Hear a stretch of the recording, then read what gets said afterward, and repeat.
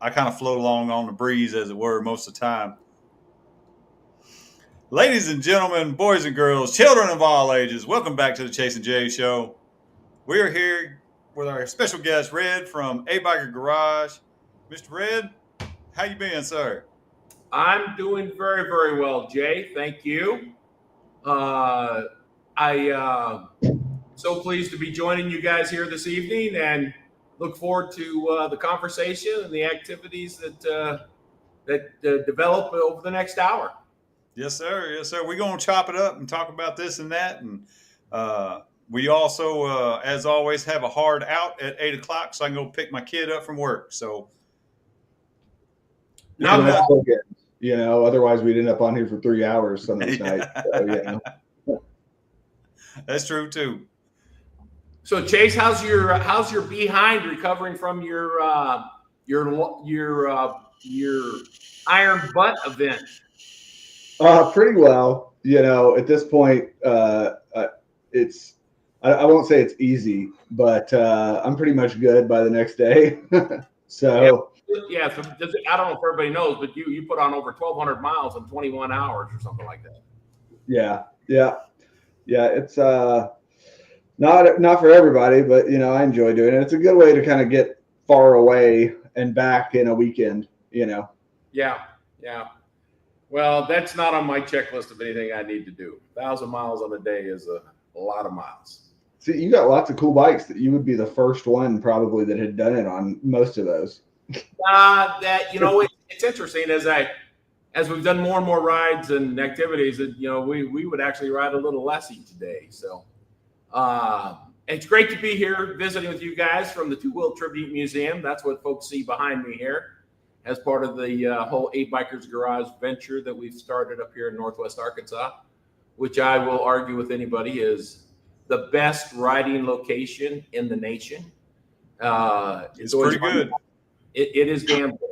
You can debate it against the Black Hills, which is all, the rage right now with Sturgis being this week. You can debate it with, the Blue Ridge or Colorado, or pick your spot, but I will sit and have a long conversation with anybody about how this is absolutely one of the best riding locations in the entire nation. So, and have you ridden all of those places? Yes, I've ridden all those places. Okay, so speaking from experience, all right, so that's fair. Well, yeah. Well, this is a good time to throw that map up on the screen if you want it. I was already ahead of you. Oh, baby, look at this. So Red's primary ride is a 2000 Heritage Softail that earlier this month in July went over 81,000 miles. Her and I have spent a lot of time going around the country, North America. So all these are easy to mark spots.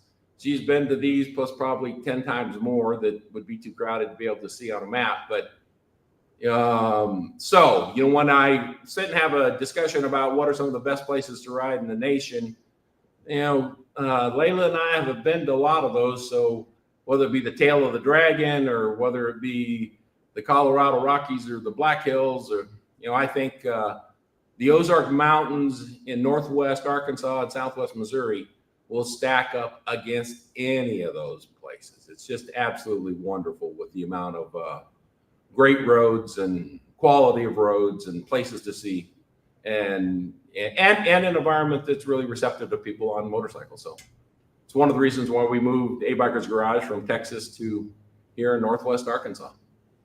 A little more centrally located and better riding. Yeah, the better riding is a big thing, Jay. Realistically, if you ride a motorcycle, going 100 miles or 500 miles or 7,000 miles, there are all places you can go and see things and enjoy. So you can look. Hey, the center of the nation is where we are now, but the places to go to, are pretty widespread. But the big issue is that if you want to jump on your motorcycle and go for a ride, we moved the shop from Dallas Fort Worth. Gotcha. And you sitting in Dallas Fort Worth on your motorcycle and you want to go someplace. The hill country is wonderful, but it's a several-hour ride to get there. You get down to Big Bend, it's cool, but 800 miles from the DFW area. The closest place really to come and ride is up here. It's about 5 hours away, but here you can jump on your motorcycle and within minutes be in great riding area. You know, you don't have to go very far, and you have to work hard at finding roads that aren't any fun to ride. You know, it's just so many great places. Yeah, and so a biker's garage is in Avoca, right? And you Correct. live in Eureka Springs, so you're kind of back in. You get to go the good road every day, right? Yeah, I tell people that. Yeah, we placed a biker garage here in Avoca, which is a great little town of 486 people that really has a Rogers mailing address. It's part of what we affectionately refer to as kind of the corridor here between Fayetteville, Springdale, Rogers, Bentonville. The whole 500,000-ish kind of people that live along Interstate 49 on the west side of Beaver Lake, but at the very northern end of that, you come to Avoca on US Highway 62, and you turn out of our driveway and take a left and roll through 127 turns, and you take a left and you're riding right into downtown Eureka Springs, which is a cool little place. And yeah, you're right. Chase, living here, I get to drive that 62 every day. It's about 30 minutes from the shop to my house. And man, if you like twisties, it doesn't get much better than this. Yeah, I mean, honestly, this is probably going to sound like heresy or something to some people, but I prefer 62 to the Pig Trail most days of the week. I mean, I've been down both 100 times, and I'd say I like 62 a little bit more than I do the Pig Trail. Well, 62, like I said, 127 turns. It's about 25 miles roughly, but the first half of it's not a whole lot of it. Most of it's crammed in the last half. And US Highway 62 is a couple of pieces of trivia. One, back in the US highway system that started back in the 20s, right, when Route 66 was created, and the rest of the US highways, predating the interstate highway system. I'm talking about stuff that's probably well before your guys' time.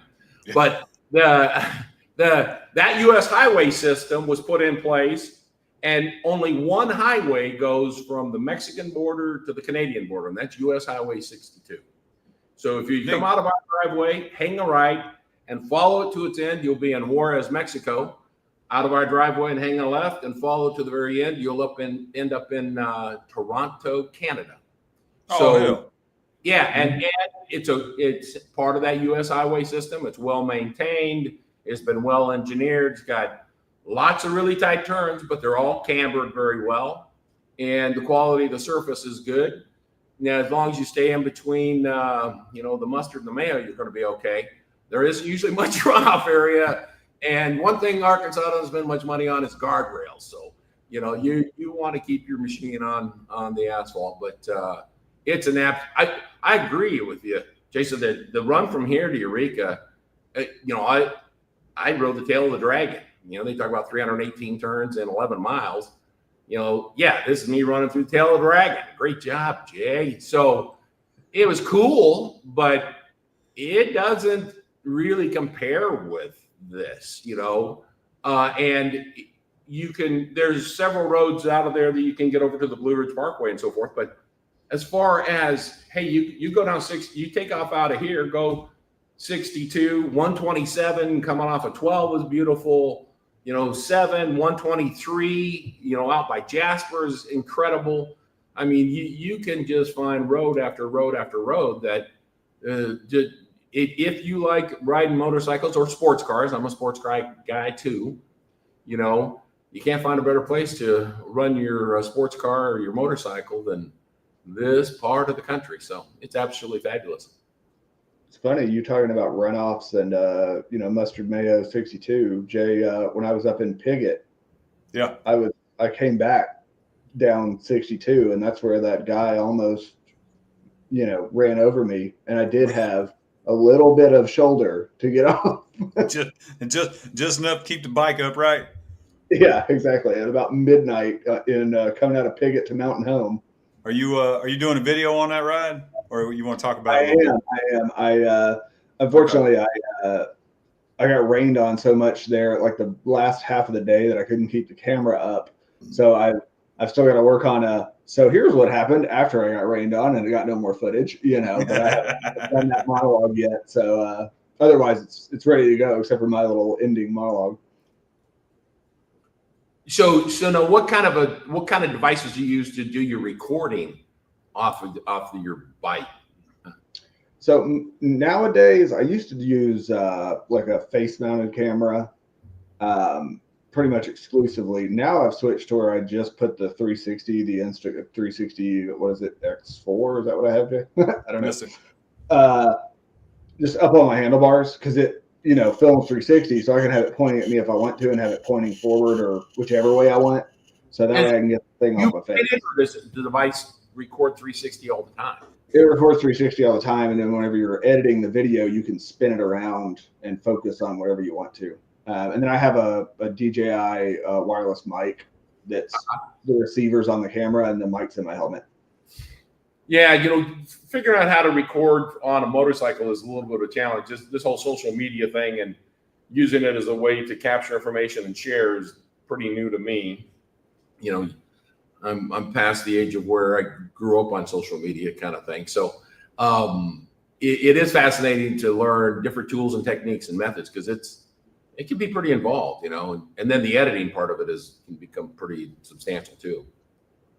Yeah, and I mean, it's gotten, JM, you've been doing it for longer than I have.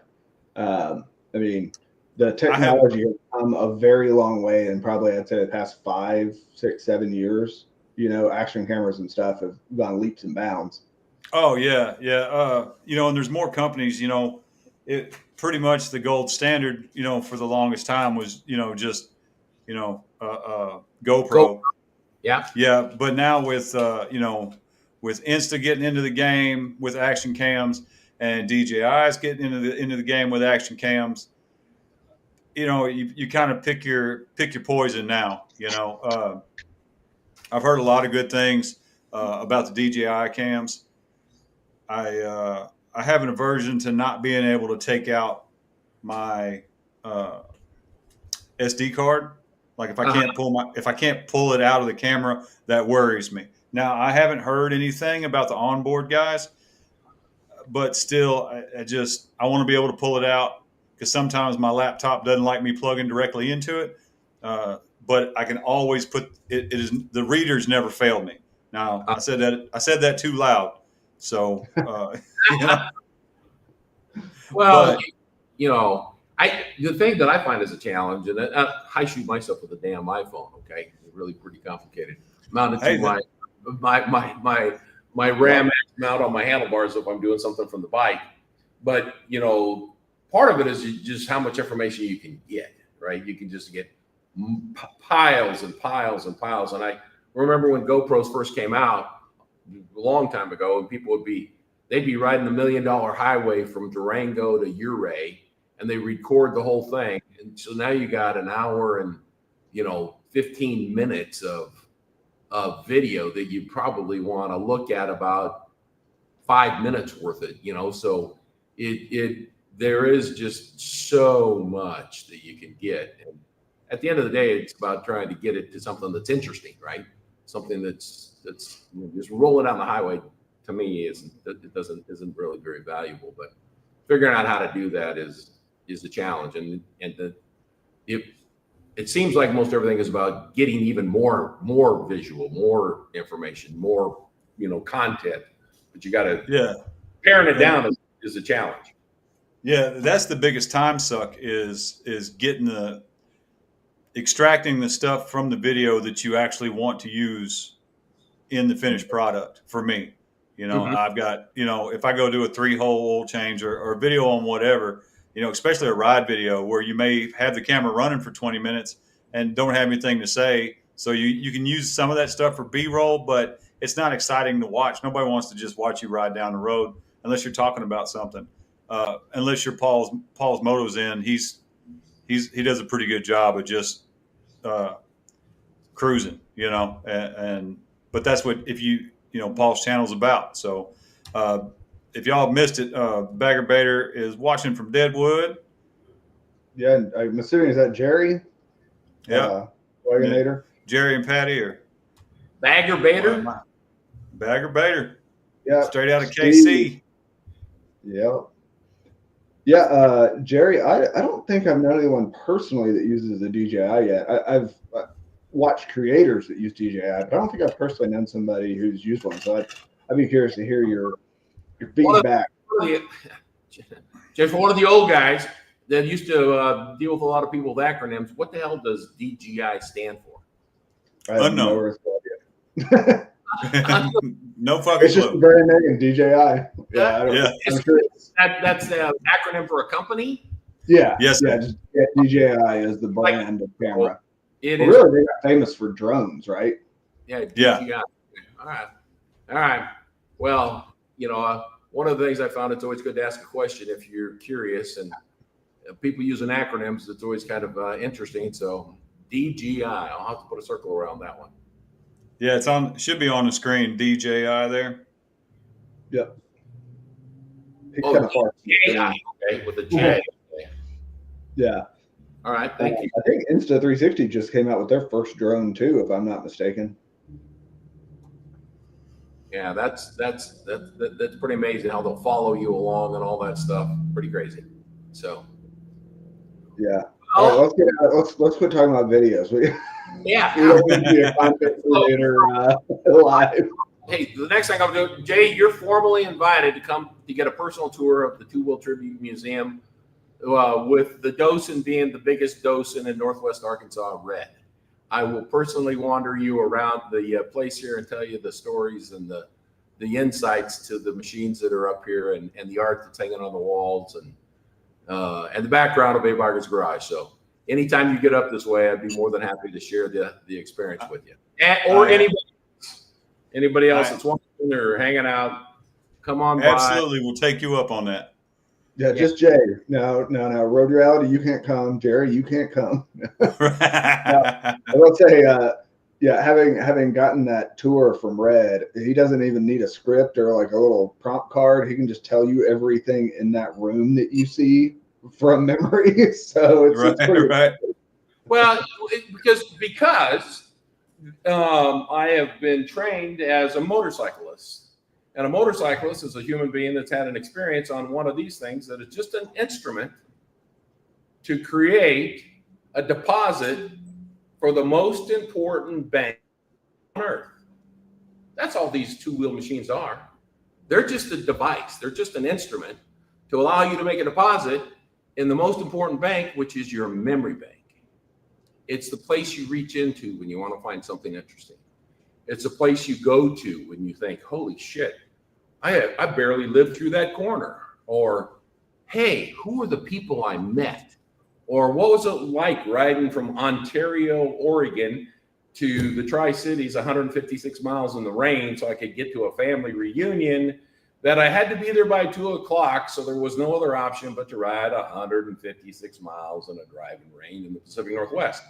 Those, when you start setting up a museum like this that Bob Kay and I did when we launched Abe Biker's Garage back in 2007 in Texas, he's a lifelong motorcycle guy. I'm a lifelong motorcycle guy. I've been riding since I was 9. He's been riding since he was about 10 or 11. And there's an element of these things are more than just a motorcycle. These are piles of memories, piles of significance, piles of emotion. So it becomes pretty easy, Chase, to just, hey, pick one. Right over my shoulder here is this little Honda CT50 from 1963. This little red and white one right here. I tell people when they come up here, that motorcycle changed the culture of motorcycling in the United States of America. Introduced in the United States in 1958 by Honda. Where was motorcycling going in the 50s? Motorcycle clubs. What's that? Motorcycle clubs. Clubs. What was a big popular movie? Rebel Without a Cause. Marlon Brando, James Dean, and the culture of motorcycling in the U.S. in that 50s, late 50s time period, the World War II vets coming back, PTSD, which we didn't fully understand then. People were getting together, but the motorcycling community had a persona and a signature. And this little company called Honda in 1958 brought this motorcycle to the United States. And on the wall over here, I've got 4 ads out of Look and Life magazines, and the tagline is, "You meet the nicest people on a Honda." So here's a portion of the population that are ready to kind of be in groups and chop their bikes and ride as it was going in the 50s. And then Honda shows up and, mom jumps on it to go down to her pinochle party, or down to the picnic. So it took motorcycling and made it acceptable for the entire population. So more people could get on a motorcycle and go enjoy it. And this little motorcycle right here that they've produced over 100 million of since it was first introduced in 1958, took the motorcycle community and the sport bike community, thanks these folks. The adventure bike community thanks these folks. The whole concept of the dirt bike folks. I mean, it made motorcycling a totally different world than where it was going. And it may have gotten there on its own, but these guys helped change that culture with a snap of a fingers. It's kind of like other things that have happened in our culture that have changed the direction because of what they present and how they're set up. And this motorcycle in 2019, they went over the 100 millionth unit shipped. You can go to the Honda dealership right now and still find these CT models, and they also have the Monkey and the Grom and some things like that all play into that community.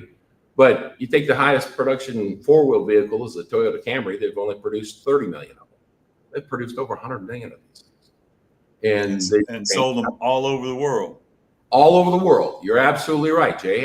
And Honda, so this museum is filled with, something that influenced the culture of motorcycling. At the other corner, there's a bike built by Jesse James, built for Bob Kay, my business partner, who started Biker's Choice, and he and I both got out of the corporate world and jumped into the motorcycle arena. And his business was the first business to carry West Coast Chopper parts because he had an aftermarket alternative, market strategy. And, Jesse builds a bike and speaks to how Bob Kay was influential, and that bike's sitting up there in this museum. But it's all about the experiences and the things that have happened in life, and put these memories in your bank. You just finished 1,200 miles, Jace. You've probably got some memories that you've stored away from basically one 24-hour period on a motorcycle, and that's a powerful thing. If you get bitten by the bug, it is pretty special. It is pretty special. So this museum is filled with dirt bikes, street bikes, race bikes, choppers, custom bikes, all kinds of stuff. And that's it's a tribute to what the whole motorcycle community is about, And I appreciate the fact that it's all got a personal story too. It's not just like, oh, I saw this cool, well-known bike and bought it. There's personal stories attached to almost everything in there that I remember from you kind of walking us through it. So it's really cool just because, again, it's not like a museum. It's like a life history, friends, family kind of museum of bikes. Yeah, and one of the things I talk about to people is the most important accessory you can put on a motorcycle is miles. Okay, the most important accessory is to put on miles, because miles are the experiences. I've seen people buy bikes, and you go to some of the bike trade shows, and they go, "Oh yeah, this is a 1981 Yamaha VMAX, and it's got 107 miles on it." Well, all it's done is missed a lot of really good times. You go, "Wow, that thing ought to be used."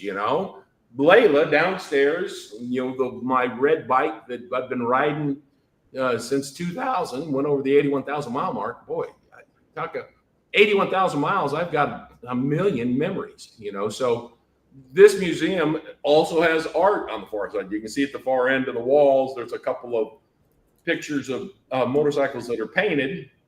Those two are painted by a guy named Makoto Endo, who is a Japanese motorcycle enthusiast, and he paints those paintings with 3 things: a bottle of white ink, a bottle of black ink, and disposable chopsticks.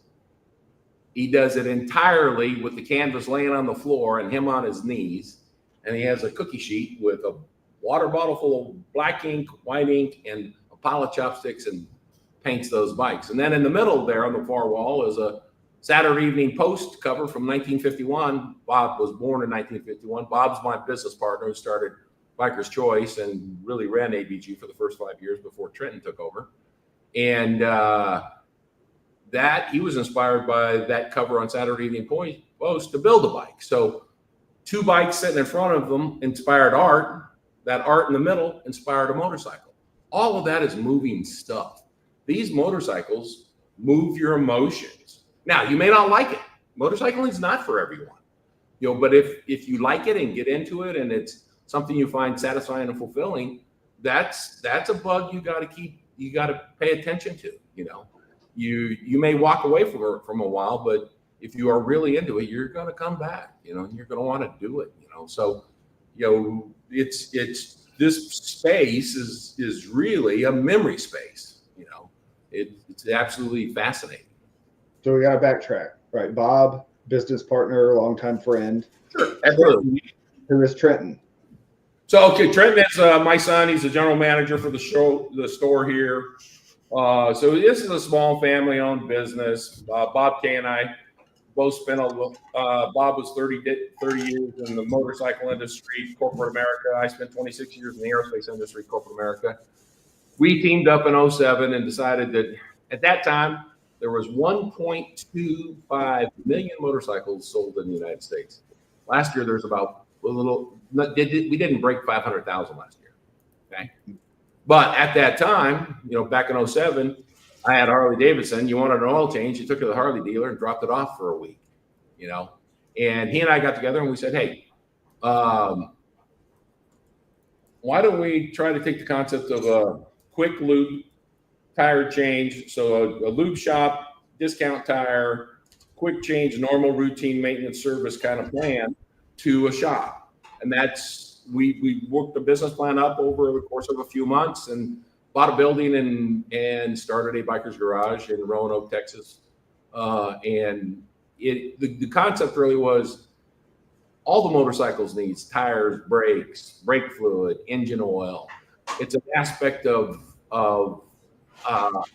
doesn't matter if it's a Honda, a Harley, or a KTM, or a BMW, or a Yamaha, or a Suzuki. All of those things need that kind of service, and we can offer that service to that broad range of motorcycles. And that's what we started, and it went very well. So Bob was the general manager because he knew the motorcycle industry thoroughly, and I spent the time going to all those red dots in North America. Well, he was running the show. That deal, it sounds like. Yeah. So and then both of my sons, Bryce and Trent, have been involved in the business, and Trenton's the general manager, has been for the past 10 years, and then we have a senior tech, David Lamica, has been with us for 8 years. He's retired Army, and then Omar Centero joined the team about 9 months ago. So you go downstairs right now and you'll find a Royal Enfield, you'll find a Yamaha, a Suzuki, you'll find a Big Dog, you'll find Harleys, you'll find a Suzuki, just a wide variety of motorcycles that we provide those kind of general services to. We work on bikes that are over 10 years old. It's a crazy idea, but geez, your bike's over 10 years old and people want to consider it obsolete. Well, that's not our headset. If you've been taking care of your bike, we'll take care of your bike. And so, Bob has been just a fantastic partner. And in 2022, he was inducted into the Sturgis Hall of Fame. About that same time, American Rider Magazine named him the godfather of the V-twin aftermarket, because he really started the whole concept of aftermarket parts back in 1971 with Biker's Choice. It got so big, it ended up being bought by a publicly traded company, and he got to spend his time doing that corporate thing. And when he was able to leave and I left the aerospace industry, A Biker's Garage was created, and here we are. What got you into riding as a kid? Well, I grew up in the Pacific Northwest, and we camped a lot.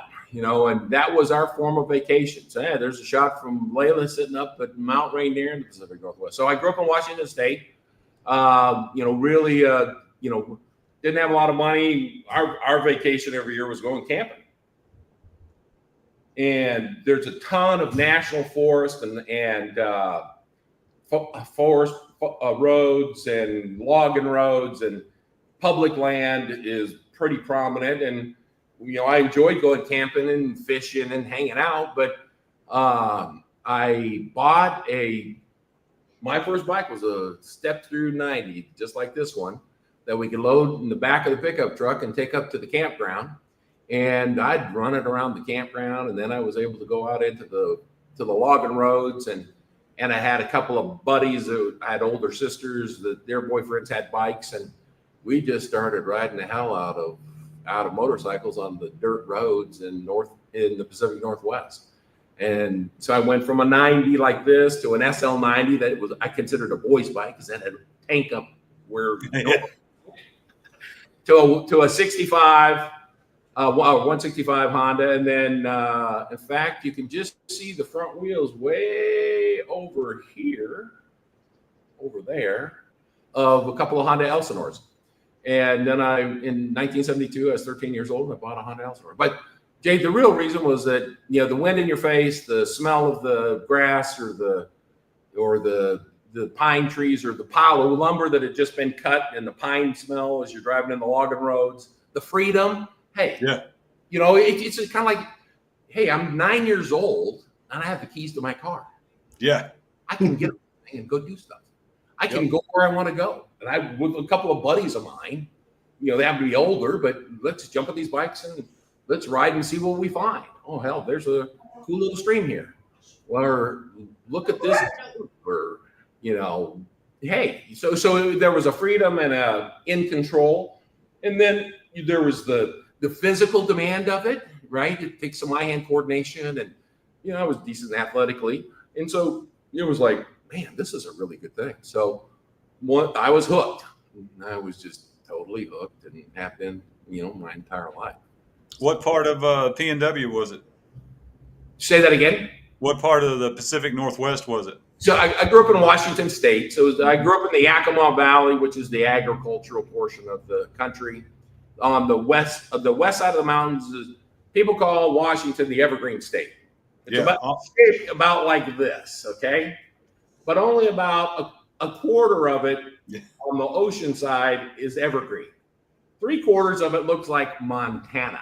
Yeah. The town I grew up in has 9 inches of precipitation a year. It's got the best cherries, peaches, pears, apples, nectarines, some of the greatest grapes for wine. It's got incredible vegetables. That's why I have a giant vegetable garden in my house.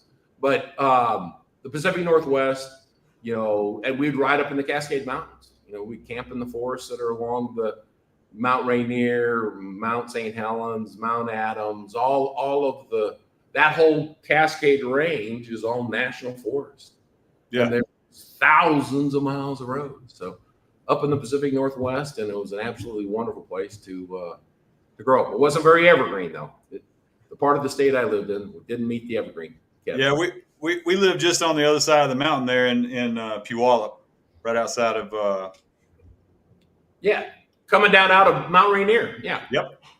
Used to leave the house and go up to Mount Rainier and make the loop and come back. At the time, I had a sport bike, and I just go by myself, and we start at the bottom and ride all the way up to the top and try to get a little closer to the ground and a little closer. And then I accidentally drug my knee when I didn't want to. And so I said, you know what? That's enough for today. I'm just going to go back to the house and try not to change my shorts. And now how old were you then, Jay? 30. Okay. 28. So how far up Rainier would you run? So you'd run out towards Mossy Rock and out that way up into the... Yeah, I'd come in on the south side like I was headed up to Longmire. Okay. And I'd start at the bottom and go up past the dam. And then when I got to the top up by the park entrance, I'd turn around and then just go back down the hill and turn around and go back up. Yeah, because from the park entrance up, it's a lot of pretty tight switchbacks as you make your way up to Ohanapecosh or Yep. You know, those kinds of areas. But I'd have to ride 45 minutes to an hour to get to that spot, you know, whereas you can leave your shop and be there in 10 minutes Exactly. with better roads. You have Yeah. to do better roads to get from your house to your work than it was an hour ride in one of the prettiest places in the nation. And Jay, and that's why I talk about this being the best riding in the nation, is that the density of opportunity. But you're right, that, you know, riding up into Mount Rainier or Mount St. Helens and those areas, the North Cascade highways in Washington, if somebody hasn't ridden that, you start kind of up towards Bellingham and you work your way kind of along the parallel of the Canadian border. It runs along the Skagit River. There's some incredible dams and characteristics that are just beautiful to see. But, you know, it's I talk about this being the best riding in the nation, but you got to like to be a technical rider too. You know, Yeah. You got to be on your game enough that you go, okay, I can handle corners. I know how to trail brake. I know how to, you know, power out of a corner when it's a deep, tight, cambered event. You know, and not everybody rides like that, and we see that sometimes at some of the big rallies here, that somebody will come in and go, holy shit, this is over my head. You know. Yeah. But you're right. And every place has some places that you can ride like that. The Pacific Northwest was wonderful. How long did you live up there? Off and on probably total 5 years. Okay. Yeah. Yeah. So- Yeah. That helped Puyallup area south. Yeah. And north of there is, man, it's just total congestion city, you know, Seattle, Oh yeah. Olympia and Tacoma, and man, it's crazy. Puyallup is kind of that transition that gets you back out to the mountains, and then down south of there too. But you know, there are some great places to ride, but the density of the great places to ride are nothing like this. You know. No. And you know, and to your point, you know, even living here in Little Rock, you know, and I ride those roads 2 or 3 times a year. You know, like that's my spot to go. You know, and my wife and I will take a day trip. You know, just ride up and say hey to everybody, and then turn around and ride home. But I have to remind myself where we're going and how to ride, you know, especially coming up 65 out of Conway, where it's just pretty much, you know, set to cruise control and steer with your knees almost the whole way, you know. But then once you get outside of Berryville, headed into town, I was like, okay, I got to remember how to ride. You did. Yeah. No. And that's, you know, that's interesting. It's like, you know, riding across Nebraska and Kansas, and there's some places that it's like, holy moly, you know. There's places out in Utah. We went from Yosemite National Park over to Bryce Canyon. There's a highway there. I think it's US 81, if I remember right. And back in the 80s, Life magazine named it the loneliest road in America because there's like towns of 365 miles, and it's damn near straight. You go over a crest, and you can see for 50 miles, and you go down onto a flat, and you're running across a desert, and you go over some other little rise, and then you're on your way. But you know, but it was that a memorable experience? Yeah. In fact, side story of so that was our first big long ride. A buddy of mine, Randy Sullivan, who I worked with at Bell at a Christmas party one year, said, "Hey, Red, what do you think about doing an everyday Saturday ride?" I go, "What do you mean?" He goes, "Oh, I'm going to retire by the end of the month, and I want to go on an everyday Saturday ride and ride for about a month and make every day just like it's a Saturday." And I go, "Where do you want to go?" And he goes, "Yeah, well, we'll go to Colorado and we'll hit Yellowstone." And we started laying out some places we wanted to go, and that's what we did. You know, we took off for a month and went from Dallas, Fort Worth, out to Colorado, down to Moab, on up to Ogden, into Yellowstone, out of there into the Columbia River Gorge, out to the mouth of the Columbia River, hung a left and went across the Lewis and Clark Bridge that goes over the mouth of the Columbia River at Dast, Oregon, rode the coast highway all the way down till we got to the next bridge that we wanted to take a left from. That was the Golden Gate Bridge in California. Yeah. Hung a left and went over to Yosemite. So it was a long straightaway before we had that second left. And then we, from there, went across to Bryce Canyon and back our way around through Colorado, back to Texas. But it was absolutely fabulous. This is out on that highway. You talk about memories. I was like, I remember this, that there was a gigantic yoga class in that park you see behind me there. There must have been, we stopped there, you had a bite to eat, came out, and there must have been 500 people doing yoga on that big grass hillside. It's not a Should've put cult. that picture, dude. Come on. Man, 500 people doing yoga, this must be pretty serious. But yeah, those.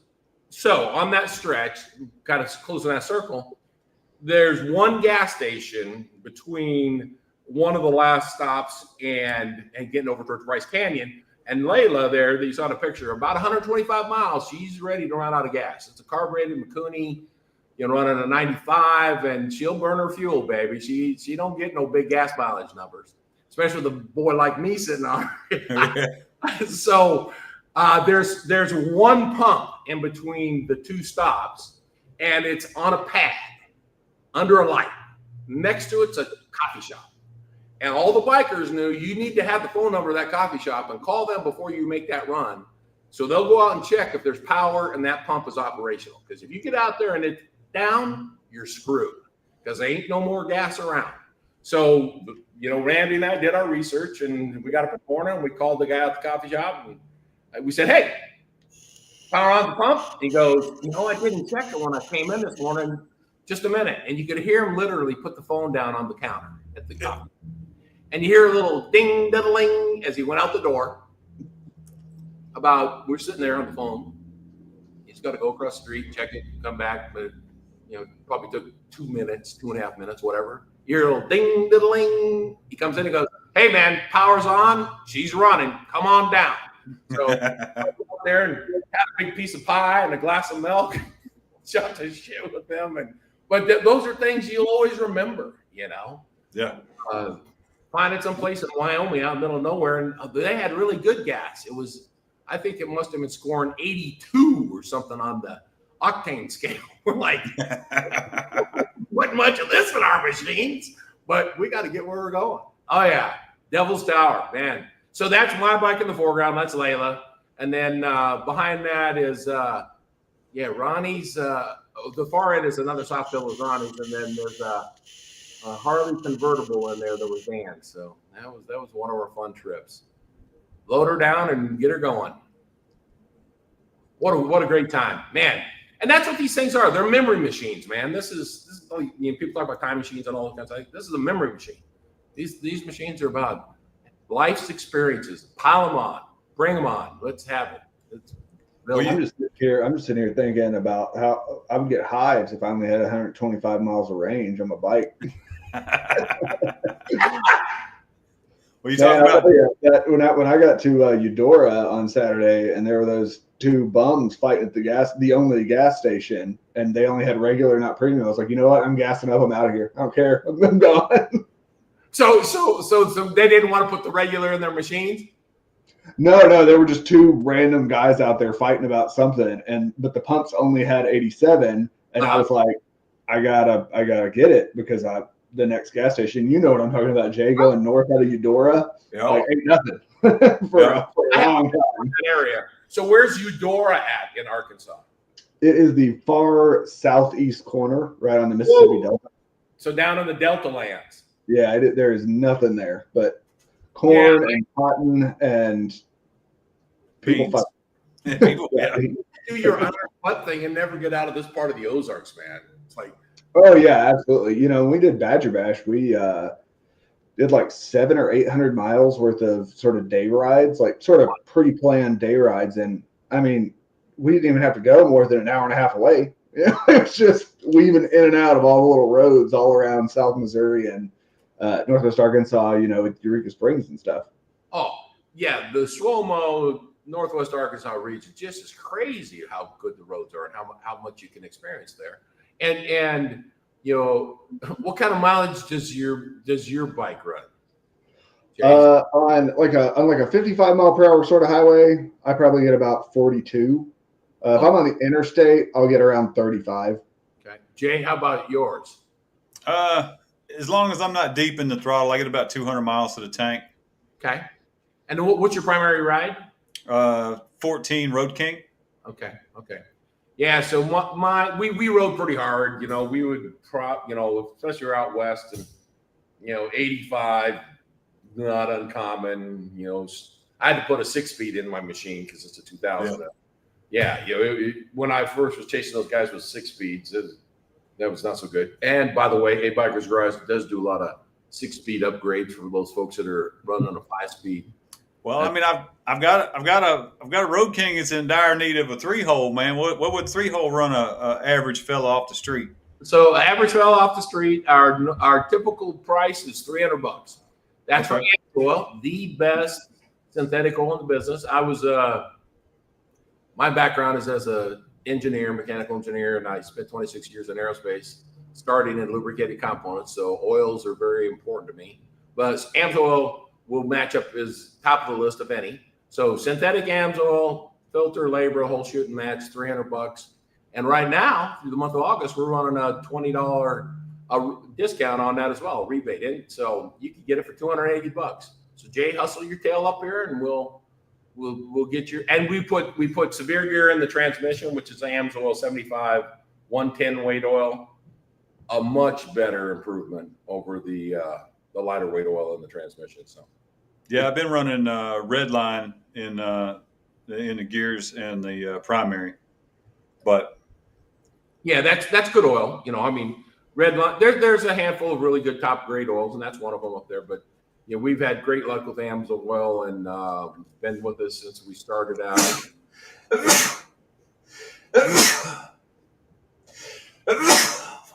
We need that like standby, that old school standby with the circle, like with the music. Ding, ding, ding. Right. Let me start on that. My record's 22 in a row, so I don't want to get in that sneezing mode. Usually I have them in groups of 3. The 4th one was a surprise. Wow. Yeah. Woo. Well, that's a good point, though, Red. You guys do more than just fluids, filters, tires, right? You guys will do actual mechanical work too, so it's not just a lube shop. What I tell folks is we basically, on almost all models, the basic mechanicals, the basic maintenance wear items, but we'll go into the cases for electrical stuff on stators. We'll go into the cases for clutches, because that's pretty common and straightforward. We'll bust the side case open, but we don't want to get into the bottom end on something. We do valve adjusts, okay, so top end stuff on a wide variety of bikes. On Harley Davidsons, we do go further. Trenton's gotten into motor build combos, and we do 6-speed conversions. You think about somebody that has a Evo or a twin cam. There's a lot of people who have those bikes that are absolutely wonderful motorcycles. They run really well. They've enjoyed them. They're special, near and dear to them. And you switch it from a 5-speed to a 6-speed, it's like a new bike. You take a twin cam and throw some. And Trenton has run wonderful about all the combinations of things to put into the motors. You start getting a 15% power increase. That's, I tell people, if you can't feel it in the seat of your pants, it isn't much of a difference. I ain't running down to Nordstrom's for a 5% sale. Right. If I'm only getting that, but you start getting double-digit improvements, so we do cam upgrades, the high performance oil pumps, 6-speed conversions. We do some big bore kits on machines, and then if we've got this month of July, we swapped 2 motors. 2 guys had smoked motors, and we picked up Rick picked up a used less than 2,000 mile twin cam motor, and so we pulled his old one out and put a new one in, and I checked with him a couple days ago, and he's having lots of fun on it now. My cousin's got an 88. I saw that motor that you were putting in, and I was like, now I know you do more than oil changes here, Red. You had like a crate motor sitting next to a bike. That's right. Yeah, we do. In fact, we've got a customer here that's got a pretty sentimental Sportster that she's tied into with her dad on it, and it becomes priceless. And her motor's toast. So we're trying to figure out what is the best way to help get her, through that experience, because she wants the bike. It's got the sissy bars from her dad's motorcycle, and every time she rides, she feels like she's riding with him. That's another dimension of this memory stuff, And I tell people that first of all, we treat every motorcycle like it's ours, and that doesn't set well with some people. They come in and hey, this is all the stuff your bike needs, and if it was our bike, this is what we would do. Now, I understand socioeconomic differences and all those circumstances, but the reality is we want to make it, first of all, safe. Second, we want to make it reliable. Who wants to go ride with somebody that their motorcycle breaks down on them, right? That's not any fun for anybody. So, it's a headset of, well, how do we do those two things first? And then Bob and I talk about it, an OEM built your motorcycle, but the aftermarket made it yours, customized it, modified it, do whatever you want to do to make it your bike. But in reality, hey, blown fork seals, we do fork seals all the time. That's not something you just do in your garage. What about wheel bearings? Oh, we do wheel bearings all the time. In that, Jay, that's an interesting topic you bring up. So we've been in this business almost 20 years. Literally, 10 years ago, we would probably change wheel bearings on, and these are bikes that'll have, let's take a bike that has 20,000 miles on it, 20 to 30,000 miles, that window, 20 to 30,000 miles. We would change wheel bearings on one of those maybe every 40th bike. Yeah. We are now changing wheel bearings on bikes with 20,000-ish miles about 60% of the time. That was me too, boss. I was 23, 25,000, something like that, and lost wheel bearing on the way back from Oklahoma with my wife on the back, and limped it into Hot Springs, got it back to the house, got it changed out, and man, it wasn't 8-9 months later, lost it again. Had to do another set of wheel bearings on the front. Yeah. So here's our deal. We try to pay attention to what manufacturers are making bearings that we are comfortable and confident in, that are properly metallurgically, aligned with the mission that they're on. Yeah. But one of the first things, when every tire we change, we computer spin balance. And you can tell right while it's on there. And literally, we're probably changing. I've got some customers now that are saying, hey, every other tire change, put new wheel bearings in it. I'm just not going to take that risk. Ronnie and Dan and I limped into Victorville, California, the tank training center of the West Coast, with Ronnie's rear wheel bearing shot. And Jay, I can feel your pain. The last 15, 20 miles to the shop were a little nerve-wracking, man. Wheel bearings, man, you lose those. I went 400 miles on Saturday. It was a little heavy. Did you lose a wheel bearing? Oh, yeah. Oh, shit. Real bad. Both of them, technically. One of them was way worse than the other. But I was 400 miles from home in the middle of the night, so I went 400 miles. Ooh. Well, I know a shop that can help you out, brother. Yeah. Yeah. So, and now wheel bearings can be a challenge too to get out. Geez whiz. Every now and then you'll get one that's baked in there so hard you got to cut it out with a whiz wheel.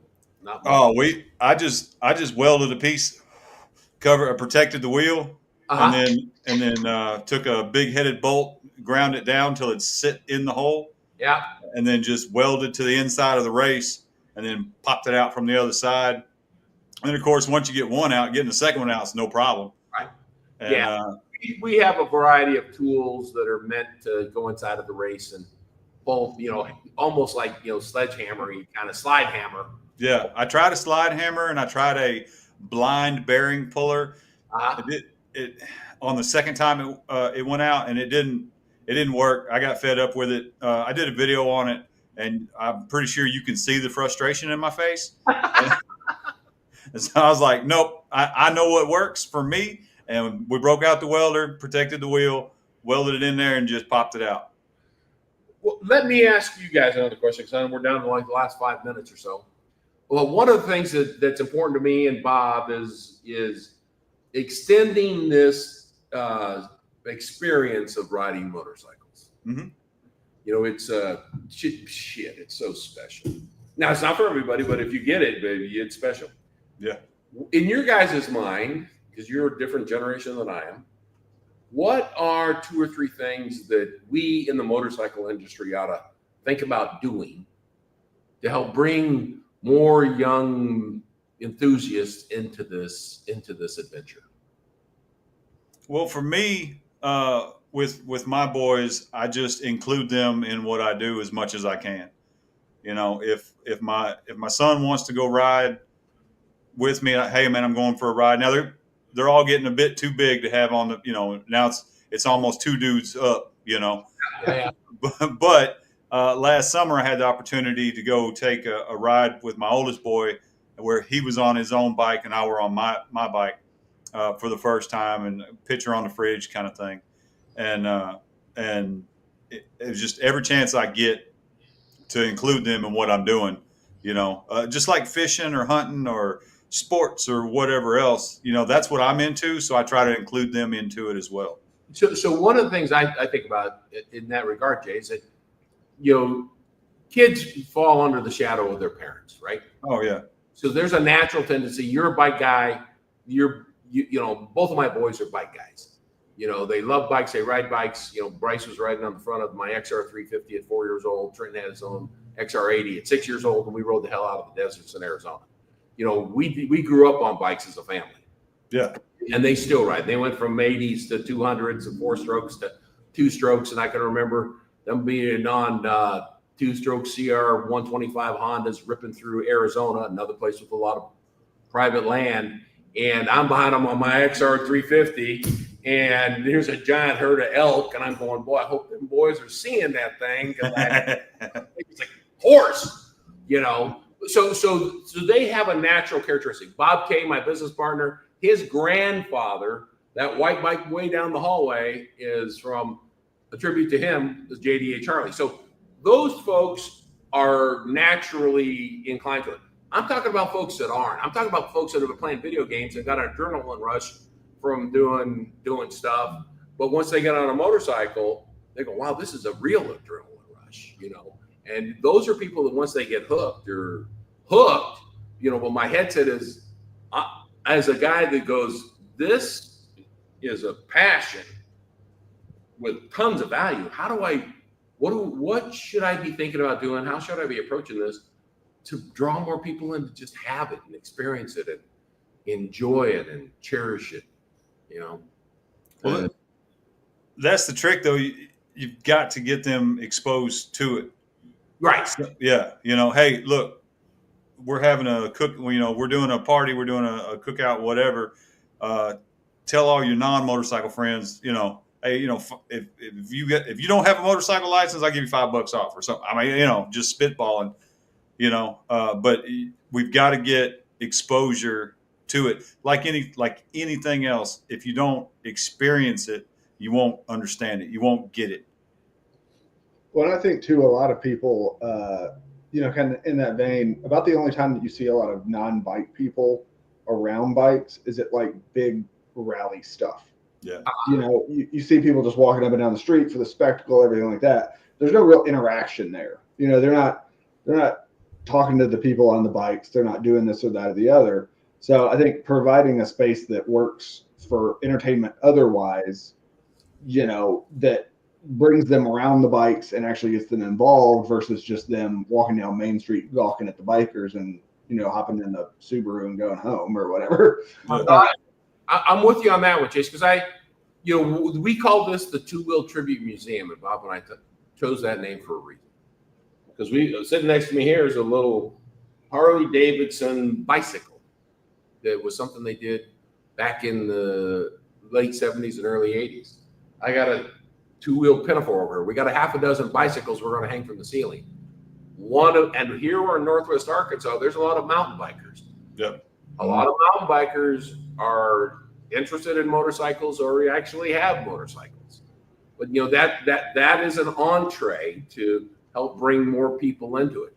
Jay, your idea of saying, hey, come on out and, you know, have something that somebody is going to kill themselves on or ride around the park a lot and make a little obstacle course or something. Yeah. Was it 2021 Harley released a couple of bicycles and a couple of power assisted bicycles as well? Yeah. It was like right there around the same time they did the live wire. Yeah. I mean, How electric bicycles, and I mean, pretty fast ones. I mean, an electric bicycle. I mean, I have one in there. It goes 28 miles per hour. You know, that's not that's not nothing.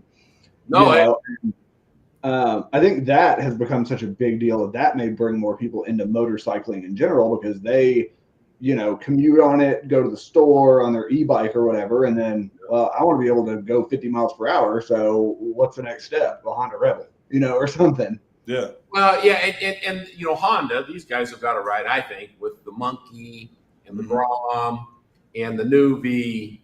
You know, we have some of those folks in our customer base, and most of these people don't come from motorcycle families, but boy, they are really avid motorcycle enthusiasts, man. They understand the smell of the cut grass, or rolling by the chicken house, or wow, going in the corner too hot and going, holy shit, man, I made it. Don't I?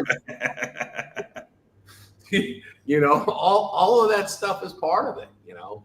So, you know, that's an important legacy for me. Yeah.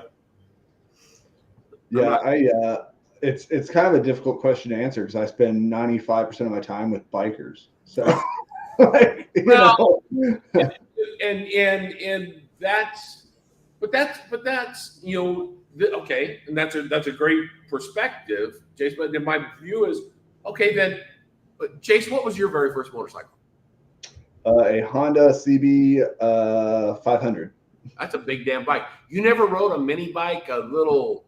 I rode dirt bikes and stuff when I was a kid, but when we're talking about like, well, okay, I guess. What's Yeah. your first two-wheeled motored machine? A 50cc dirt bike of unknown make and model. Yeah. Jay, what was your very first motored two-wheel machine? That belonged to me. Or that you rode? Oh. Hey, or your buddies, all the better. You Yeah. know? Yeah. I think it was like a 150 4-stroke Suzuki, maybe. Okay. Yeah. But the first bike that was mine was a Honda 185 dirt bike. Okay. Still got it, I think. Was it 4-stroke? So when Yeah, you 4-stroke. know, I talk about this bike here, there was a. I know we get to the closing point here. One last story. So Ken, one of our customers, came in here. He has a Indian Roadmaster. Yeah. Big cruiser. He bought it in 2015. Right? How long ago was that? 10 years. Yep. He's in his 70s. Keith is his name's Keith. And he's got 141,000 miles on that bike. So think about that. 10 years, 141,000 miles, average 14,000 miles a year. That's 1,000 miles a month. Yep. So he's in an iron a month, effectively, for 10 years. So he's riding his bike. He comes up here and he sees this little step through 50. And he goes, ooh. I love bringing people up here and just let them go to where they want to go. He went over, he's touching it. He's feeling the handlebars. He's going, you know, I never had one of these, but my neighbor did. He talked his dad into buying one of these. And my brother and I, as soon as we got our chores done every day, we were over there. And we burnt so many trails into his path. And we rode the wheels off. You could just see this. You know, I've got a little Honda 50 over here. Two more stories, quick ones. So here in Arkansas, people go, squirrel hunt. So I got a guy, he goes, I didn't have one of these, but my buddy Ricky had one of those, and he'd come over and pick me up, and I'd grab my 22, he'd have his, I'd jump on the back, and we went over to Spring Park and shoot squirrels all out. Like, can you imagine? The nicest people on a Honda. Long guns across your chest. Wait, Red, hang on. I found your answer. What a biker's garage needs to do is they need to have a shop like Trail 90, like one of the new ones. You have the CVT, no shifting. And if you don't have an M endorsement on your license and you come hang out for an event, we will let you ride around the parking lot on our shop Trail 90 or whatever it is. Yep. Hey, just sign this waiver. Yeah. Yeah. Well, we've got a 125 Yamaha. 5-speed, you know, that's here, but you know, shit, they don't even have a clutch. you know? Yep. Yeah, that's what I mean. Something as easy as possible, just to kind of get used to twisting throttle and making a bike go forward. You Yeah. know? Speed it up, come to a stop. Speed it up, come to a stop. Make a turn. So, all right, guys. Well, I don't know if you've enjoyed it, but I certainly have. I have, sir. Oh, Thank absolutely. you for coming on. This is we made this as a way really to just hang out and talk for like an hour. It just happened to be on the internet, you know. So Yeah. We Yes. do this anyway. We just now we got an audience. Yeah. And Well- thank you to everybody in the comments. I appreciate yeah, that. see you next AN. Thanks for hanging out. Red, where can everybody find you, Red? Well, so our shop's at 325 North Highway 62 in Avoca, just north of the Rogers Airport. On Highway 62, the one that goes from Juarez, Mexico to Toronto, Canada. We're 127 turns away from Eureka Springs. Jump on Facebook. We have our A Bikers Garage Facebook page. I'd love to have you follow and like that. Also, if you're looking for a place to stay while you're hanging out here, we have the Silver Stream Lodging business where you stay in vintage Airstream trailers. We didn't even talk about that. We have a 1964, a 1966, a 68, an 88. We got a 1955 Flying Cloud, a 52 Spartan. We'll have to have him back on, and he's got to walk the property with his phone live. There you go. I'm more than happy to do that too, guys. We'll have to do that right before spring fling so we can fill it up. Yeah. There we go. Hey, yeah. So let me know. And Jay, you want to come up here? You know, bring your lady, bring your kids. We got a place to stay, and then you can do some riding while you're here. You know, beats the heck out of that flat land down where you're at. There's the offer, Jay. There it is. Right. You got it. You and Sarah are invited too, dude. You're welcome to. Oh yeah, we just live like 15 minutes away. Is the thing. So, How many nights have you spent in an Airstream trailer? zero, go. officially zero. So That's all I a sign of a good salesman right there. think. He's got to do it. So, hey guys, I've enjoyed it, and I'd be more than happy to come back in the future and we could keep going on all kinds of topics. So, Right. I'll do my best. All right. Yeah, it's a blessing and a curse having to pick my kid up from work because it's nice to have a bookend on it, but it's also like, damn it, the conversation's just getting good. Hey, it's been all good. All right, guys. Take Thanks, care. Red. Thanks for hanging out. Thanks, Thanks Red, for for coming letting me by. chat. Appreciate you guys. Hey, yeah, come and see us. A Bikers Garage, 325 North Highway 62, 127 turns from Eureka Springs. There you go. Hey, I can't close it better than that. Y'all be safe out there. Don't forget to swing by Chase's channel. Come by mine again if you like. Definitely, if you're in the neighborhood, stop out and check Red at A Bikers Garage. Y'all be safe out there. Take care of one another. Won't nobody else.